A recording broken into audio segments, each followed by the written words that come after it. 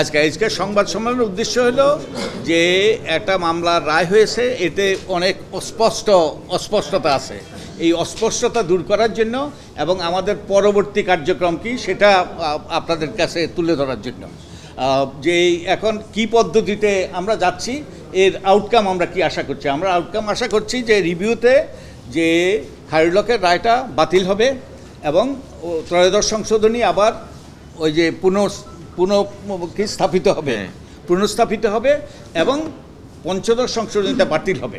তো এই তথ্যগুলো আপনাদের কাছে স্পষ্ট করার জন্য আমরা এখানে আপনাদেরকে ডেকেছি।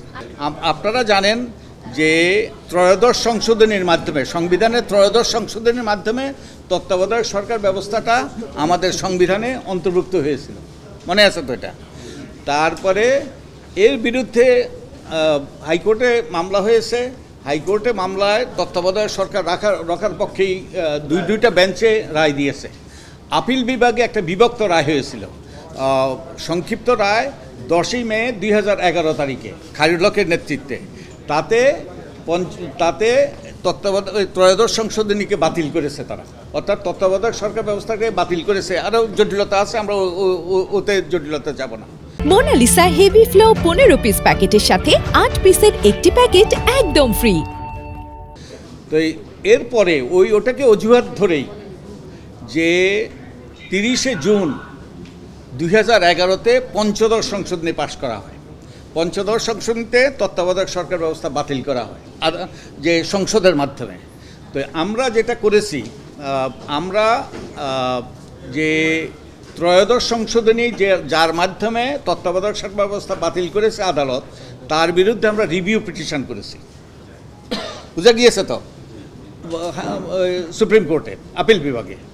আর হাইকোর্টে আমরা পঞ্চদশ সংশোধনীর বিরুদ্ধে আমরা রিট করেছি। এই রিটের মামলারই রায় হয়েছে এবং এই মাসে তার লিখিত রায়টা প্রকাশিত হয়েছে। এখন আমরা হাইকোর্টের যে মামলাটা, যে পঞ্চদশ সংশোধনী বাতিলের মামলাটা, সেটার আমরা আপিল করব।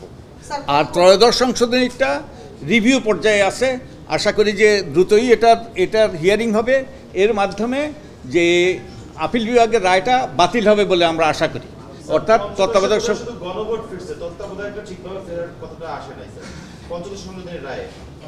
না, পঞ্চদশ সংশোধনীর রায় অবশ্যই তত্ত্বাবধায়ক সরকার ব্যবস্থা ফেরার কথা এসছে। কারণ পঞ্চদশ সংশোধনী দিয়ে তত্ত্বাবধায়ক ব্যবস্থা সংসদ বাতিল করেছিল এবং সংসদ যে এটাকে বাতিল করেছিল, এটাকে অসাংবিধানিক ঘোষণা করা হয়েছে রায়। কাজেই যেহেতু আদালত অসাংবিধানিক ঘোষণা করেছে, কাজেই পঞ্চদশ সংশোধনীর আগের অবস্থায় সংবিধান ফিরে গেছে এবং সেটা হলো তত্ত্বাবধায়ক সরকার ব্যবস্থা সংবিধানে যেভাবে ছিল সেভাবে ফিরে এসছে। কিন্তু যেহেতু আদালত, আপিল বিভাগও এটাকে বাতিল করেছে, সেটার নিষ্পত্তি হওয়ার আগে পুরোপুরি এই ব্যবস্থাটা ফিরে আসতে পারছে না। যেটা আমি আপনাকে বলেছিলাম, তত্ত্বাবধায়ক ব্যবস্থা দুইভাবে বাতিল হয়েছে। আদালত বাতিল করেছে আপিল বিভাগ এবং সংসদ বাতিল করেছে। সংসদের বাতিল করাটাকে এখন পঞ্চদশ সংশোধনী রায়ে হাইকোর্ট, মাননীয় হাইকোর্ট অবৈধ ঘোষণা করেছে। কিন্তু রিভিউটা এখনও পেন্ডিং আছে। সেখানে যদি হাইকোর্ট বিচারপতি খায়রুল-হকের নেতৃত্বে যে রায় ছিল সেটাকে উল্টে দেন, আপিল বিভাগ যদি সেই রায়টাকে উল্টায় দেন, তখন যে দুটো বাধা আছে তত্ত্বাবধায়ক ব্যবস্থা ফিরে আসার, দুটো বাধাই চলে যাবে। এখন দুটোর মধ্যে একটা অপসারিত হয়েছে।